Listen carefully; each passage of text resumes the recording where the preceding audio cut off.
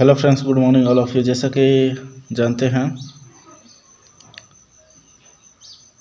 आप लोग ten chapter start कर रहे हैं। थंबनेल में तो देख ही लिए होंगे 10 चैप्टर का 10 क्लास का chapter 1। Welcome to my Tyndall coaching centre friends. आशा करते हैं कि वीडियो को आप देखें और समझें और उसको सीखें। चलिए स्टार्ट करते हैं वीडियो को। पहले देखिए, क्वेश्चन लिखा हुआ है, निम्नलिखित संख्याओं का एचसीएफ ज्ञात करने के लिए यूक्लिड विभाजन एल्गोरिथम का प्रयोग कीजिए। दिया हुआ है, देखिए पहले 135 और 225 का एचसीएफ ज्ञात करना है कि कौन विधि से, तो यूक्लिड विभाजन एल्गोरिथम विधि से, ये विधि से इसका बनाना है। तो देखिए कैसे बनेगा। पहले तो स्टेप बाय स्टेप लिखते हैं।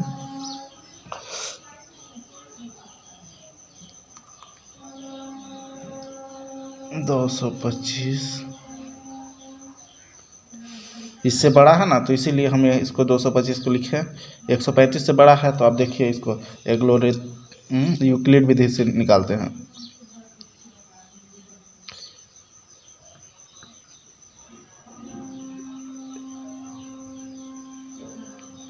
यूक्लिड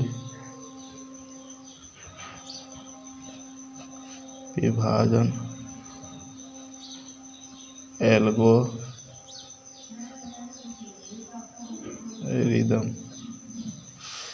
एल्गोरिथम विधि से। देखिए पहले तो क्या फ्रेंड्स, यहाँ क्या करना रहेगा, क्या देखिए एचसीएफ में भाग दिया जाता है। तो देखिए, तो 135 को 135 छोटा संख्या से भाग देते हैं बड़ा संख्या को। तो देखिए बड़ा संख्या मेरा 235 है और छोटा संख्या क्या है 135। इससे भाग देंगे, देखेंगे कि इसका शेषफल क्या, 0 जब तक न आ जाए तब तक हमको भाग देते ही रहना है। क्या करना है, भाग देते ही रहना है। तो देखिए पहले 135 को भाग देंगे किससे, किसको, इसको किस। तो देखिए एक बार में देते हैं, तो 135 को एक बार में देंगे तो 135 आएगा ना। तो देखिए 135 इसको माइनस करेंगे, आप क्या करेंगे, घटा देंगे तो 0 बचेगा। और इससे शेषफल जाएगा, यहाँ बड़ा संख्या है तो इससे शेषफल जाएगा, तो शेषफल करें, इससे एक हासिल जाएगा तो कितना बचेगा, 12 हो जाएगा। 9 3 कितना, 9 3 12, 9 बचेगा। अब देखते हैं, अब इसको उतारना है। क्या है कि अब तो ई बच गया है, अब इसको देखना है 135। अब 90 को 135 से 135 को भाग देंगे तो एक बार में इसको भी देते हैं। 90 दूना 180 हो जाएगा, ज़्यादा हो जाएगा 2 बार में, तो एक के बार में देते हैं। तो 90 को कितना बार में दिए, 90 को एक के बार में दिए। तो देखिए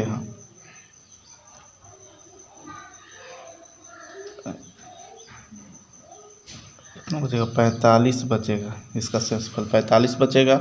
45 बचा। अब देखिए 90 को आप देते हैं, 45 से 90 को दे देते हैं तो 45 दूना क्या होगा, 90 हो जाएगा। मेरा क्या है, शेषफल 0 आ गया। शेषफल मेरा क्या है, 0 आ गया। अब देखिए फ्रेंड्स, यहाँ स्टेप बाय स्टेप लिख देते हैं। 225 को किसके साथ दिए, 125 से भागा किए किससे 1 से। अब शेषफल मेरा क्या आया, शेषफल 90। ये क्या है, रिमाइंडर 0, रिमाइंडर नॉट 0। अब रिमाइंडर इसमें नॉट 0 आया तो आप देखिए 135 को किससे किया, 135 को देखिए 135 को किससे किया, 90 से 1 में। तो 90 गुना 1 प्लस कितना बचा था मेरा, शेषफल कितना है, 45 आया। 45 इसमें भी रिमाइंडर नॉट 0। अब 90 को किए, 90 को किए किससे, 45 से।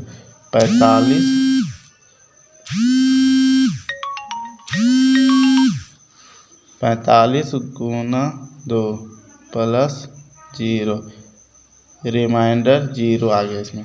तो मेरा क्या HCF क्या आया, देखिए HCF आया मेरा क्या 135 और 225 का आंसर आया 45 आंसर। कैसे 45 आया, देखिए रिमाइंडर के बाद जो भाजक रहता है उसी को HCF कहलाता है, वही HCF कहलाता है, समझे ना। आशा करते हैं कि आसानी से आप लोग को समझ में आया होगा। और अब देखते हैं दूसरा क्वेश्चन की ओर। 2 क्वेश्चन लिखते हैं पहले।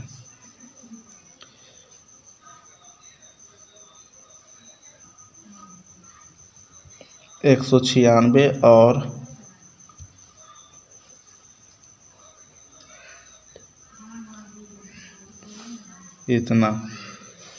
38,220 को क्या यूक्लिड भी थे, इसे देंगे तो इसको लिख लेते हैं पहले 38,220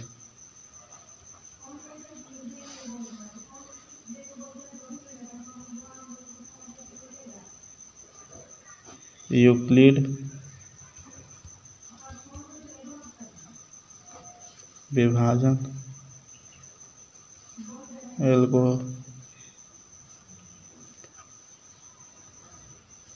एल्गोरिदम। अब देखिए इसको भी भागा देना है।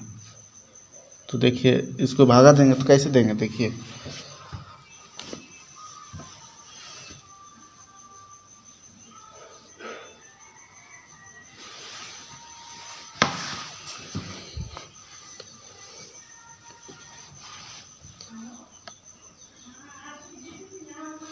देखिए 196 को 38,220 से देना है, ठीक ना। अब देखते हैं इसमें क्या करना है।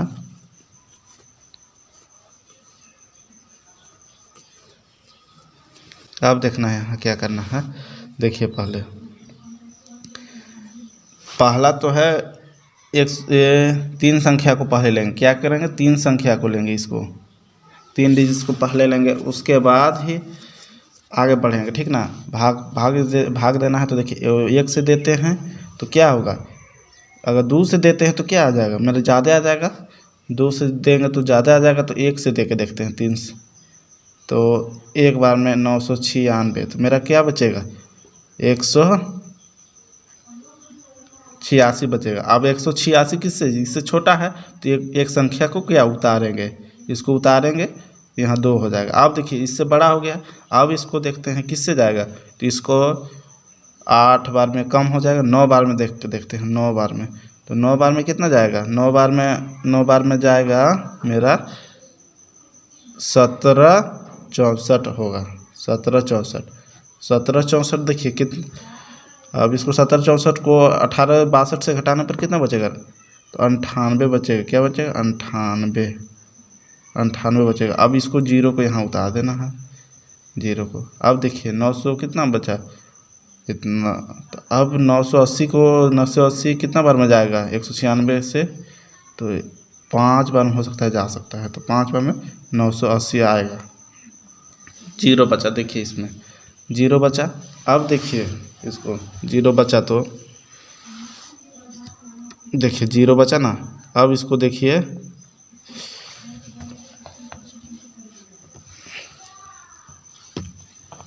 देखिए 0 बचा। अब देखिए फ्रेंड्स, इसको आप यहाँ स्टेप बाय स्टेप लिखते हैं, ठीक ना। 38,220 बराबर 196 गुना कितना 195 प्लस 0 रिमाइंडर 0। एक ही स्टेप में हो गया मेरा। HCF बराबर क्या आया, HCF बराबर मेरा आ गया 196 और 38,220। इसको देखिए आंसर मेरा 196 आ गया। देखिए क्या है कि इसी के भाग से मेरा रिमाइंडर क्या आ गया, 0 आ गया। तो इसीलिए मैंने क्या किया, डायरेक्ट क्वेश्चन को रिमाइंडर भाजक और क्या बोलते हैं उसको, भाजक को ही अति उसको आंसर बना दिए। आशा करते हैं समझ में आया होगा। आगे क्वेश्चन की ओर देखते हैं। अब देखते हैं तीसरी क्वेश्चन की ओर बढ़ते हैं। क्या है देखिए, तीसरे क्वेश्चन में दिया गया है, पहले क्या दिया गया है। तीसरी क्वेश्चन थोड़ा सा उटपटांग था। यहाँ 255 होगा, क्या होगा 255 होगा। अब देखिए पहला है दिया हुआ, क्या दिया हुआ है, इसको लिख लेते हैं क्या, 887। अब यूक्लिड विधि से क्या, यूक्लिड विभाजन एल्गोरिथम विधि से, यूक्लिड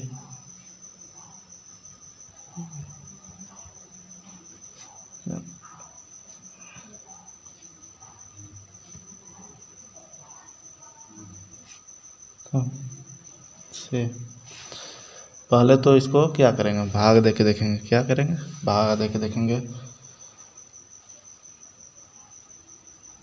255 को 887, 255 को 867 से डिवाइडेड करेंगे तो क्या, तो 3 से करेंगे ना, 3 से करेंगे तो क्या आएगा।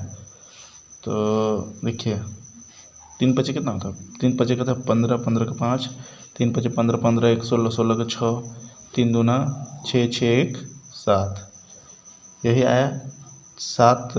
अब इसको माइनस करेंगे, घटा देंगे। घटाने के बाद क्या आएगा मेरा, 7 में से 5 गया 2 बचा, 6 में से 6 गया 0, और 8 में से 1 7 गया 1, 102 बचा। अब इसको 255 को क्या करेंगे, 102 से भागा लगा देंगे। अब देखते हैं इसमें 102 को क्या 2 से करेंगे तो क्या आएगा, 204 आ जाएगा। तो क्या आएगा, 5 में से 4 गया 1, और 5 में से 5 और 0 में से 0 ख़त्म। अब 102 को भागा देंगे, इसको क्या आएगा मेरा, 102 को तो 51 दूना 102 0 आ गया ना। अब देखिए इसको मेरा स्टेप बाय स्टेप लिख लेते हैं।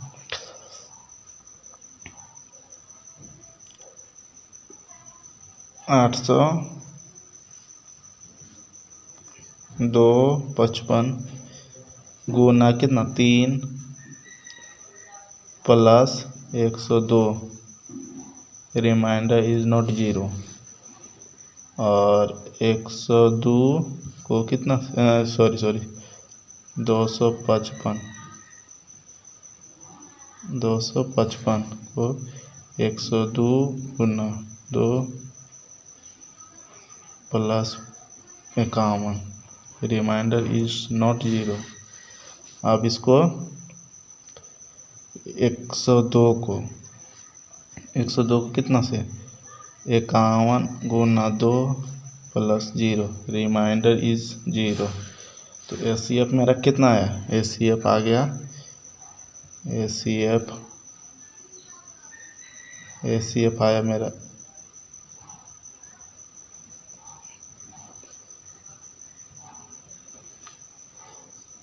कितना आया, 51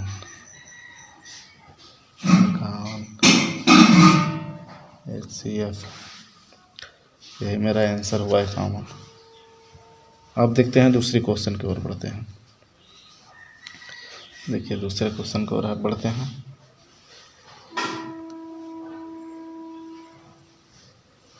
दूसरे क्वेश्चन की ओर बढ़ते हैं। देखिए सपोज दूसरे क्वेश्चन पढ़ते हैं। दर्शाइए कि कोई भी धनात्मक विषम पूर्णांक, क्या बोल रहा है, विषम पूर्णांक, सम पूर्णांक नहीं बोला है, विषम पूर्णांक पहले बोल देगा। देखिए विषम पूर्णांक 6q+1 या 6q+3 या 6q+5 के रूप में होता है, जहाँ q कोई पूर्णांक है देखिए ये पहले ही बोल दिया विषम पूर्णांक। तो देखिए सपोज डेज इसको माना, सपोज करते हैं इसको, क्या करते हैं, बी भाजक है, बी एक मान लेते हैं ए बी, तो बी को भाजक मानते हैं, ए को भागफल। अब देखिए इसको क्या करते हैं, इसको क्यू इससे भागा देते हैं तो क्या है, आर रिमाइंडर आर हो जाता है शेषफल, और क्यू क्या हो जाता है, क्यू देखिए क्यू मेरा क्या प्राप्त हुआ। अब देखिए इसको इससे तो गुना होगा ना, इस भागफल में देखिए इससे गुना होता है। ए बराबर मेरा क्या आया, ए बराबर मेरा बी क्यू प्लस रिमाइंडर होता है ना, इस तरह से होता है। अब देखिए इसको ऐसे होता है, तो अब इसको देखिए रिमाइंडर क्या होता है, रिमाइंडर जीरो से बड़ा होगा या जीरो के बराबर हो जाएगा। रिमाइंडर किसको बोलते हैं, शेषफल को बोलते हैं। और रिमाइंडर से बड़ा क्या होगा, भाजक होगा। क्या हो जाएगा, भाजक।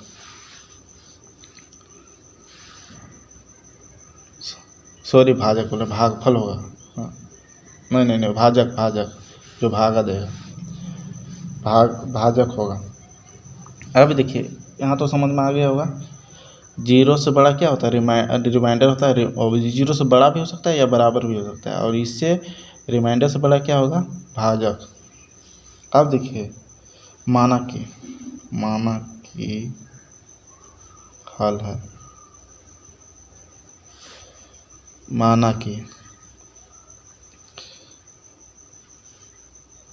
ए एक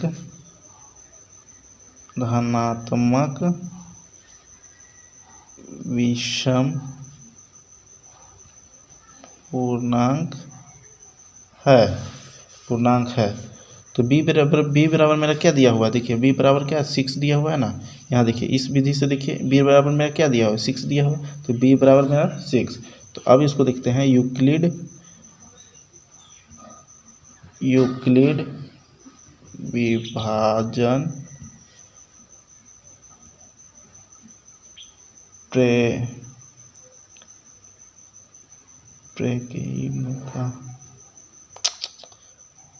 प्रेकिका से।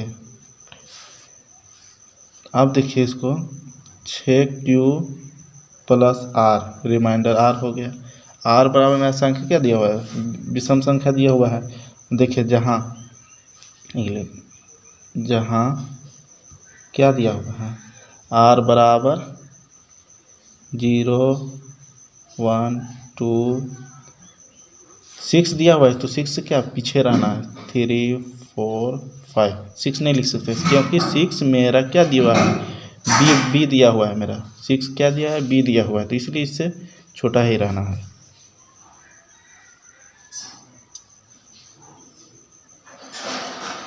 तो ए बराबर ए के संभावित मान लिख लेते हैं, ए के संभावित मान, ए का देखिए ए का संभावित मान लिख लेते हैं यहाँ पहले। तो ए बराबर क्या हो जाएगा मेरा, ए बराबर हो जाएगा 6Q प्लस 0, इसी को लिख लेते हैं 6Q plus 1, 6Q plus 2, 6Q plus 3, 6Q plus 4, 6Q plus 5। अब देखिए इसमें तो दिया हुआ है। अब देखिए इसको तो इस प्रकार भी लिख सकते हैं, देखिए ये मेरा संख्या है, सम संख्या कैसे है, देखते हैं इसको कैसे है सम संख्या। इधर देखिएगा, इस रो के अंदर देखिएगा। अब देखिए इसको ऐसे भी लिख सकते हैं, देखिए पहले इसको कैसे लिख सकते हैं, यहाँ देखिए 6Q भी केवल लिख सकते हैं, क्या लिख सकते हैं, 6Q भी लिख सकते हैं।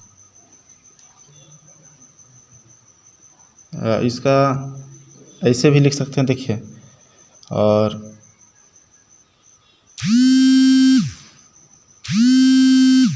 6Q को ऐसे भी लिख सकते हैं। देखिए पहले यहाँ अब 6, अब क्या बचा है 6Q + 2,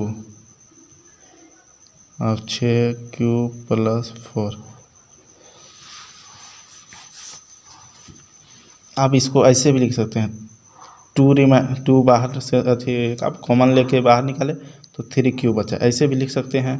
अब इसको कैसे लिख सकते हैं, इसको लिख सकते हैं 2 को कॉमन निकालेंगे तो क्या होगा, बाहर आएगा। अब इसको 3Q + 1 ऐसे भी लिख सकते हैं। अब इसको क्या 2 को बाहर निकालेंगे तो क्या आएगा 3Q2 आ जाएगा, ऐसे आएगा ना। इसको देखिए इधर इधर इधर ऐसे लिख सकते हैं। और कॉमन लेंगे 2 से तो 3Q बचेगा और फिर 1 बचेगा। अभी इधर देखिए वही सब ऐसे हो गया। अब देखते हैं इसको कैसे होगा। अब इसको इस तरह से लिख सकते हैं, इस ऐसे भी समझ में आ गया। कॉमन लेंगे तो 2 से तो 3 2 6 होता है तो बचा। इसको ऐसे से गुना भी कर सकते हैं। देखिए इससे ऐसे गुना कर सकते हैं, इससे एक बार से गुना कर सकते हैं और इससे एक बार से गुना कर सकते हैं। तो इससे तो पता चल जाएगा, जैसे यही आ जाएगा वो। अब लिख सकते हैं अतः कोई भी धनात्मक विषम पूर्णांक 6Q + 1 6Q + 3 और 6Q + 5 के रूप में होगा। यही मेरा आंसर होगा।